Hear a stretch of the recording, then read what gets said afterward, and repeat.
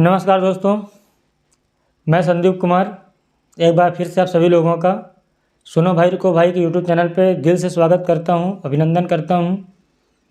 दोस्तों, आज का जो मुद्दा है बहुत ही गंभीर है और इस पे हमें आपको एक साथ मिल कर के लड़ना चाहिए और इसके लिए हमें इसको और मजबूत करना चाहिए। ये मुद्दा जब से हम जानकार होते हैं और जब तक हम आगे बढ़ते हैं तब तक ये हमारे लिए बहुत ही इम्पोर्टेंट है। मैं बात कर रहा हूँ शिक्षा की, शिक्षा प्रणाली की। दोस्तों, शिक्षा हमारे लिए बहुत ही इम्पोर्टेंट है, बहुत महत्वपूर्ण चीज़ है।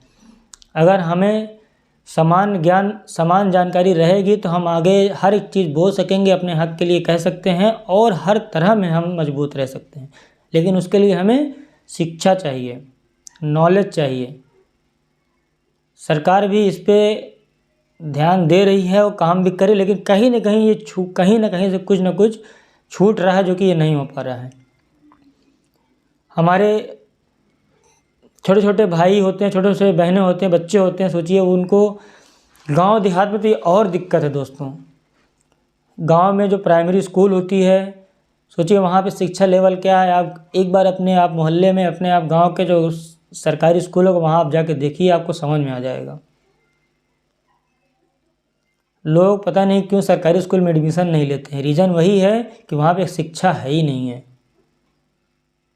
और जिस सरकारी स्कूल में शिक्षा, वहाँ देखिए लोग एडमिशन ले रहे हैं। तो सरकार तो लगी हुई है, इस पे काम कर रही है, लेकिन कहीं ना कहीं कुछ चीज़ें छूट रहा है जो कि पूरी तरह से नहीं हो पा रहा है। क्योंकि सबकी बस की तो है नहीं कि वो प्राइवेट स्कूल में एडमिशन ले ले और पढ़ाई कर ले, क्योंकि वहाँ की फीसेस बहुत महंगी हैं, वहाँ की बुकें बहुत महंगी हैं, ड्रेसेस बहुत महंगी हैं। तो सब लोग तो अफोर्ड नहीं कर सकते हैं उसको। तो इसके लिए भी तो हम ही लोग एक साथ होकर बोलेंगे तभी ना सही चीज़ें सही होंगी। आप दिल से सोचिए इसको, क्या ज़रूरी नहीं है ये हमारे लिए? शिक्षा कितना इम्पोर्टेंट है। अगर आप पूरे हर एक डिस्ट्रिक्ट में जितने भी सरकारी स्कूल हैं, जहाँ तक उसमें मुझे लगता है कि 20 से 30% स्कूलें सही होंगी, बाकी 70% स्कूलों में शिक्षा नहीं होगी। टीचर्स वहाँ जाते हैं, ऐसा नहीं, टीचर भी हैं, क्योंकि उनकी वैकेंसी भी हुई, टीचर बहुत सारे नियुक्त भी हुए हैं, लेकिन वो पढ़ाएं तो पढ़ाएं क्या? बच्चे ही नहीं हैं वहाँ पे। किसी स्कूल में 50 बच्चे हैं, किसी स्कूल में 100 बच्चे हैं।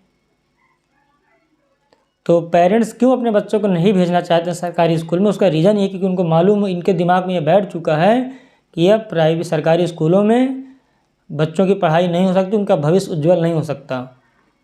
कहीं ना कहीं इसीलिए शायद वो लोग सरकारी स्कूल में बच्चों को अपने नहीं भेज रहे हैं। तो हमें और आप मिल कर के इसको सही करना होगा। इसके लिए हमें हर तरह से आपको मजबूत करना पड़ेगा कि शिक्षा प्रणाली भी हमारी अच्छी हो, मजबूत हो, क्योंकि यही हमारी नींव है। आप कहीं भी देख लीजिए, अलग देशों में देख लीजिए, वहाँ पे शिक्षा कितना ज़्यादा वहाँ पे मजबूत है। वहाँ पे लोग वहाँ कितना नॉलेजेबल हैं, सोच कितनी अच्छी सोच है वहाँ की, क्योंकि वहाँ पे शिक्षा पहले प्रथम दर्जा दिया गया। हमारे यहाँ वो चीज़ें नहीं हैं। कई गांव में तो लोग बच्चों को पढ़ाते ही नहीं हैं, क्योंकि उनको तो दूर भेजना बहुत मुश्किल है, और जहाँ पे स्कूल है वहाँ पे वो स्कूल ही नहीं है। अब ऐसा नहीं कि कोई एक गलत चीज़ें हैं, आप देख भी सकते हैं इसको। आप देखिए अपने, अगर आप ग्रामीण एरिया से, आप उसको आप खुद देख सकते हैं ग्रामीण एरिया में क्या हालात है। तो हवा में तो बात होती नहीं चीज़ें, ऐसा ये सब चीज़ें हवा में हो रही है। मैं ये नहीं कहता हूँ सभी स्कूलें गलत हैं, सभी स्कूलें ख़राब हैं। बहुत सारी स्कूलें अच्छी भी है सरकारी में, गवर्नमेंट स्कूलें बहुत जगह बहुत अच्छी है, लेकिन हर जगह नहीं अच्छी है। और जहाँ उसकी रिक्वायरमेंट ज़्यादा है वहाँ तो है ही नहीं है। तो ये हमें और आपको ही करना पड़ेगा। बेशक समझिए आपकी सरकार स्कूल बना दी, वहाँ पे अध्यापक को नियुक्त कर दिए, और वहाँ बच्चे नहीं हैं, तो हमें आपको मिलकर बच्चे वहाँ पे एडमिशन देना चाहिए। और अगर उसके बाद वहाँ पढ़ाई ना हो तो हमें और आपको ही मिलकर के वहाँ पे वो क्वेश्चन करना चाहिए कि आप हमारे बच्चों को क्यों नहीं पढ़ाते हैं। क्योंकि दोस्तों, हर जगह सरकार नहीं आके लड़ेगी।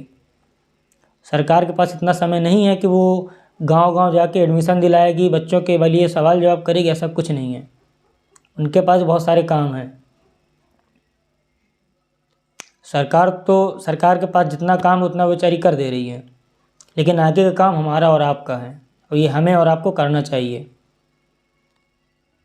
तो मैं अपनी जनता से अनुरोध करूंगा जो ग्रामीण इलाके से हैं वो इस पे जोर दें, सरकारी स्कूलों को मजबूत बनाएं।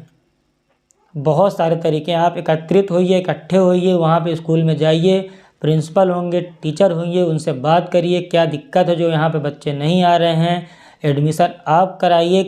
कुछ जिम्मेदारी तो हमें लेनी ही पड़ेगी। जब हम जिम्मेदारी लेंगे तो आवश्यक रूप से वो सही होगा, लेकिन जब हम ही भागेंगे तो कुछ सही नहीं होगा। तो इसीलिए दोस्तों, आप अपने ग्रामीण इलाके में अगर आप हैं और ये वीडियो देख रहे हैं तो इसको आप दिल से, अंतरात्मा से सुनिएगा, समझिएगा कि क्या ये बातें सही है या गलत है। ज़रा भी दिल में आपको अगर ये बात लगे तो आप वीडियो को लाइक ज़रूर करिएगा और शेयर भी करिएगा। सब्सक्राइब करेंगे तो आपके लिए अच्छा ही रहेगा, क्योंकि आगे वीडियो आता ही रहेगा इसमें। तो मेरा आप सभी लोगों से यही अपील है कि हमें शिक्षा पे जोर देना चाहिए, शिक्षा को मजबूत करना चाहिए। सभी लोग महंगे स्कूलों को नहीं कर सकते हैं, उनके बस की बात नहीं होती, इसलिए जो ग्रामीण इलाकों में शिक्षा आप उनको भी मजबूत कर सकते हैं, उसके लिए आप लड़ सकते हैं। तो लड़ने के लिए आपको ये नहीं कि आप भाला लेके पहुँचे वहाँ लड़ाई कर लीजिए। बहुत सारे ऑप्शन हैं, आप वहाँ जाइए, सवाल जवाब करिए, पूछिए कि क्यों बच्चे नहीं आ रहे हैं, आप चलिए हम एडमिशन दिलाते हैं। आप वहाँ के ग्रामीणों के एरिया पेरेंट्स से उनसे रिक्वेस्ट करके अपने बच्चों को भेजिए। अगर वो नहीं पढ़ेंगे तब आप कहिएगा, लेकिन उसके लिए आपको यूनिटी चाहिए। बिना यूनिटी तो कुछ नहीं होगा। अगर एक गांव में स्कूल है, वहाँ पे एक स्कूल के लिए अगर 4 गांव एकत्रित होता है, अगर वहाँ 200 बच्चे हैं, उसके बाद अगर वो प्रिंसिपल नहीं, क्योंकि सरकारी स्कूलों में सब चीज़ें मुहैया होती है, सब कुछ मिलता है, सब कुछ जाता है वहाँ पे, लेकिन उसके बाद भी कुछ चीज़ें नहीं हो पाती। तो 200 अगर बच्चे वहाँ पे हो गए, उसके बाद प्रिंसिपल नहीं पढ़ा रहा है, नहीं जोर दे रहा है, वहाँ के अध्यापक नहीं पढ़ा रहे हैं, तो हम ही आपको वहाँ पे क्वेश्चन करना चाहिए, पूछना चाहिए। वो नहीं सुनते तो हमें और ऊपर जाना चाहिए, और ऊपर पूछना चाहिए। आजकल तो गूगल पे सब मिलता है। आप नहीं सुन रहे तो आप उनका वीडियो बनाइए, यूट्यूब पे अपलोड कर दीजिए, फेसबुक पे अपलोड कर दीजिए, कहीं भी डाल दीजिए, मेल कर दीजिए। अब तो गवर्नमेंट भी अपना सब मेल आईडी हर एक चीज़ सब कुछ दिखाता है अपनी साइट पे, तो आप उस पर मेल कर दीजिए। कहीं ना कहीं तो इस पर काम होगा ना, लेकिन कब होगा? जब हम लोग करेंगे तब। ऐसे हाथ पे हाथ रख के करेंगे तो कुछ नहीं होगा, दिन पर दिन स्तर गिरता ही चला जाएगा। तो हमें उन ग्रामीण इलाकों के लिए, उन लोगों के लिए हमें ये मजबूती से इसको उठाना चाहिए और इसके लिए हमें आगे बढ़ के एक साथ काम करना चाहिए। तो दोस्तों, मेरा यही मुद्दा आज का रहा है और आशा करता हूँ कि मेरा ये मुद्दा आप लोगों को बहुत ही अच्छा लगा होगा। बस इसको आप दिल से समझिएगा, अपनी अंतरात्मा समझिएगा, और मेरी कोई वो नहीं है इससे। तो इसी के साथ दोस्तों, मैं आपसे विदा लूँगा सोनू भाई रुको भाई के यूट्यूब चैनल से। और फिर से कह रहा हूँ, अगर वीडियो आपको अच्छी लगी तो आप लाइक करें, वीडियो को शेयर करें और चैनल को सब्सक्राइब करें, अपना प्यार दें, सपोर्ट दें, क्योंकि एकता ही सबसे बड़ी मजबूती है हमारे लिए। जब हम मजबूत होंगे तो हम हर तरह में मजबूत होंगे। फिर बस दोस्तों, यही कहना था मुझे। आप भी हमेशा जानकार रहें, सशक्त रहें, एक दूसरे की मदद करते रहें। तब तक के लिए मैं संदीप कुमार आप सभी लोगों से इजाज़त लेता हूँ। कल फिर मिलेंगे इसी समय एक नए मुद्दे पर। धन्यवाद दोस्तों।